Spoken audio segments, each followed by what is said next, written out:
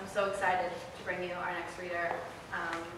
I've had the great privilege to be a student of Charlotte Gullick, much like you're doing now, sitting in rooms and chairs and listening to her say words has been one of the most transformative experiences of my life as a student and as a human. As an educator, Charlotte Gullick is really open and honest both about the joy and grief and sorrow of being a writer. And in my first semester with her, she announced to the class that writing is incredibly inefficient. And I just remember thinking, yeah, someone who recognizes that and still must persist anyway. That's who I want to work with and study under. And I had an excellent time with her at ACC in the creative writing program, where she is chair of the creative writing department. Her novel, By Way of Water, which you can purchase here, was chosen by Jayne Anne Phillips as the grand prize winner for the Santa Fe Writers Project. Her other awards include an Isherwood Fiction Fellowship, Colorado Council of the Arts Poetry Fellowship, and a MacDowell Residency. She is presently a student at the low-residency MFA program for Creative Nonfiction at the Institute of American Indian Arts. She is also someone with something special, and it's a great privilege to have her here in my last readings. And just help me welcome Charlotte Gullick.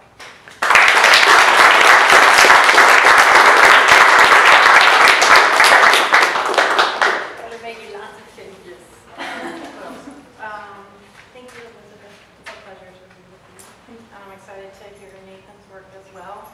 Thank you to Malvern for having this space and this community and for hosting this event. It's really cool. Thank you to everyone for coming out. And there's so many students here. That's really awesome. I am going to read 3 pieces from a memoir that I'm working on. And I am breaking a little bit of point of view, which is something I tend to do. The first section is in my point of view. The second section is from the third person point of view of my father's experience when he tried to go to college and he ended up digging up graves that were being moved for a dam that was going in. And what you need to know about him in that section is that he has a stutter. And then I'm going to read a final section. It's a scene between the two of us.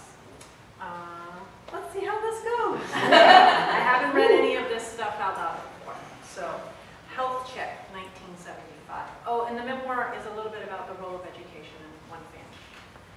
On that day in the beginning of August, oh, thank you for an amazing introduction. Oh, that was awesome. Okay, sorry. I was going to be distracted by that the whole time. Sorry, let's go back. All right. Health check, 1975. On that day in the beginning of August, the rows of books watched us, the small gathering of 5-year-olds, our siblings, our mothers, milling in the hushed space. Cindy had already finished 2nd grade, Jerry the 4th. They had been leaving the house each day, swallowed by the yellow of the bus. They rode it the 7 curvy miles to town, gone for hours, my mom and my brother Dan and I stayed behind. The elementary section of the library had shorter tables and chairs and picture books on display. The plastic coverings and slick coolness beckoned. Make way for ducklings, frog and toad, Ferdinand. Titles my sisters had brought home read to me, and soon I'd be able to select my own and slide my palm over the covers, the ducks and bulls and elephants. Even though I couldn't yet read, I knew books were doorways I wanted to enter. An official-looking woman sat at a grown-up table, her black-fitted skirt and cream blouse just so. Papers and clipboards and black pens lined up, ready for the gathering of data from this small town and the northernmost part of the county. Off to her left, a temporary flimsy screen was set up, a space for something intimate. I bit my fingernails, wanting to hold to my mother's leg, but she wasn't having it. Yes, all of these children were hers, even though she looked barely 20. By the time it was my turn, it was just Mom and me. She must have sent Jerry and Cindy in charge of Dan to the playground. What stands out is the moment when the woman in the tight skirt said my real name, the one on my birth certificate, the one with all those letters and unfamiliar open vowel sounds, so unlike what I was currently called, Carol. a nasal flat sound, a name to sharpen the tongue and to the click of the C at the beginning. I am named for my father's dearest cousin, his childhood and teenage bosom friend, a woman who died at 26 from skin cancer. A person so held in love and loss that to say the letters that make up her name couldn't be done by my father. So I've been known in this world by my flat middle name, Carol. Charlotte was called behind the screen with her mother, to the man with the yellow shirt, a white doctor in corduroy pants and trimmed beard who looked me over into my eyes, my ears, my tongue. A pen rode in the pocket of his rich person's shirt, ready to make marks on a form about me. This is part of the passage, the way into the world of kindergarten. Suddenly and silently, he pulled my pants down and was looking. He turned me this way and that, my back, my front, with my pants bunched around my ankles, the ducklings and toes, and even Babar looking with him. It was such a panic to have a stranger peer into the places I had wordlessly been taught to avoid, to protect, to shun. My mother said nothing, her lips thinning. This young woman, tossed and pitched in her own early years by her mother, by foster care, was silenced by the papers and forms and pen in the man's pocket. She moved into a prayer, something to soften the harshness of the scene. Was this school? An almost public exposure, nothing to be said or stopped, just procedure. Finally, the man moved away, wrote on a chart. I was the one to pull up my pants, the one to put things back together, to move from this moment to the next. It is only later, when I write this memory, that I realize that this happened to all the children, that we each were examined in this brusque fashion. For years, I thought the experience was mine alone, a singular shame caused by who I was. I'm not sure which is worse, realizing all of us 5-year-olds were initiated into the educational system in this manner, or thinking it was an individual event. Kindergarten was only a few weeks away. So the second section is called Grave Digger, 1960. 2 weeks later, it's only gotten worse. In the maddening rain, the shovel digs into the ancient earth. Jerry has learned that the graves older than 30 years have no coffins, that they have long ago decomposed, been absorbed into the soil. In this particular grave, he struggles to find anything, dumping shovelful after shovelful into the sifter. The rain makes the sifting difficult, makes everything cooler. His boots are sucked into place. He has to shift his feet or he'll become stuck in this grave. The foreman yelling orders is a shadow in the day's grayness. His words carry down into the workers' ears another kind of inclement weather. In his individual plot, Jerry plops another pile onto the sifter, takes it up, rakes his hands through the mud. There, a single small bone, almost the length of a cigarette he longs for. Mud is stuck to parts of it, and he digs his index nail into one such clump, freeing the dark length of what could be a chicken leg. After days of skulls and jawbones with blackened or gaping teeth, of femur and rib cages, of the twisted planes of pelvis and the bizarre symmetry of spines, this single bone stalls him. The rain thunders on, a steady torment around him, on him, louder than the sound of his own breath. The ticking clock in Jerry's head knows the foreman will circle back soon, will yell and point from above as if he were his own angry god. Jerry puts the finger bone into the remains box on the plot's edge. He sees something metallic, a button, textured and simple, as if from a man's suit coat, and with it, hidden deep in the sifter, a ring. He takes up both, pushes the ring circle free of the dirt, slips his pinky finger into the invitation there, wondering if the circlet has somehow preserved the finger bone, as if somehow the three together, finger bone, button, ring, have staved off time and erosion and decay. Move your ass. Jerry startles and the button falls back into the mire.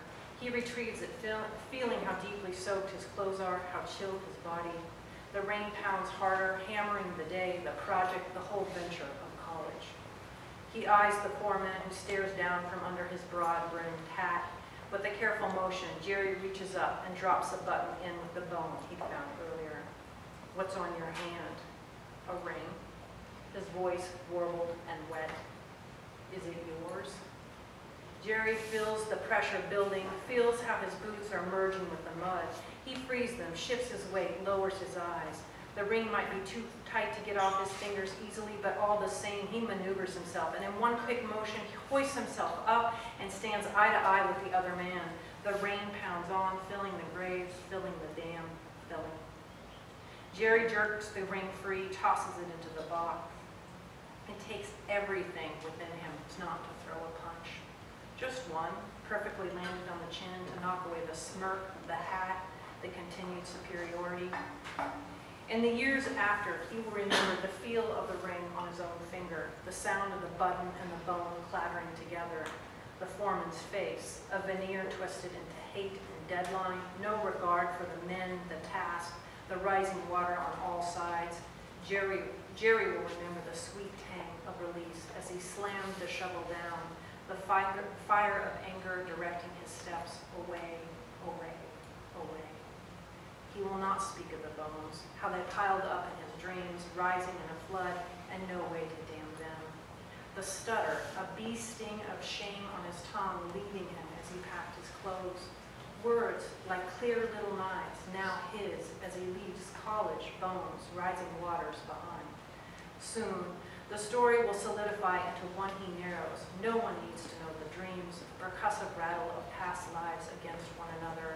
When he tells the tale, he'll speak only of the rain, the foreman who wouldn't let up, the eeriness of finger bone, button, ring. And just to lighten it up, this one, and I've already apologized to my daughter, she's leaving the room. It's got a lot of cussing in it. Little Bitch Rising. It's been almost, 1999. It's been almost 2 years since I moved to Colorado, 2 years since my father had laid eyes on me, and he'd come all the way from California, but I didn't know how to spend my time during this 3-day visit. I counted each hour we were together, checking my watch constantly. I'd never been in a bookstore with him, but we walked through the tattered cover where I showed him where my novel would be one day, if published. I didn't tell him much about the writing, how I struggled to render a character like him with compassion and specificity. You gonna let me read any of it? I said, it's loosely based on our lives. He rocked back on his toes, took in all the stories around us. Good enough. It still surprised me how much I wanted his approval. Afterwards, we went to dinner. Once our steaks and potatoes arrived, he said, I drove 7 hours out of my way to tell you this, but I'm not sure where to begin. He shifted. Your mother and me, we had our hard times, but we had something good, something sweet for a while.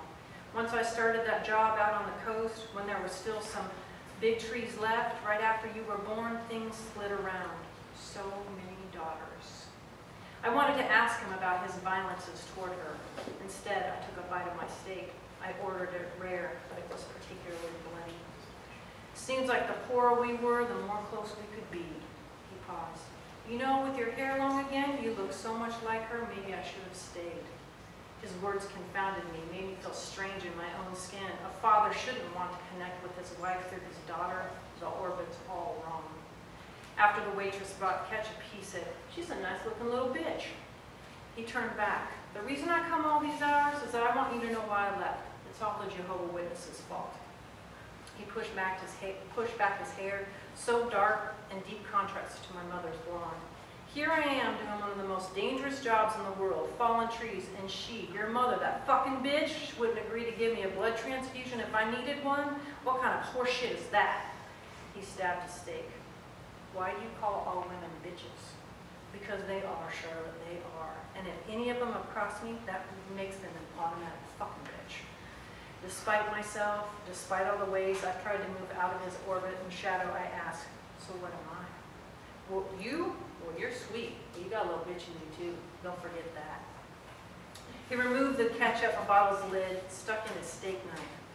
You need to know the second reason I left your mother also has to do with the witnesses. They don't believe in blowjobs. He shook his head, knife still in hand. That's no way to live. No joy in the bedroom and no assurance that your own wife wouldn't let you die. This is why you cut your elk hunting trip short. I'm just trying to explain the 3 reasons I left your mother.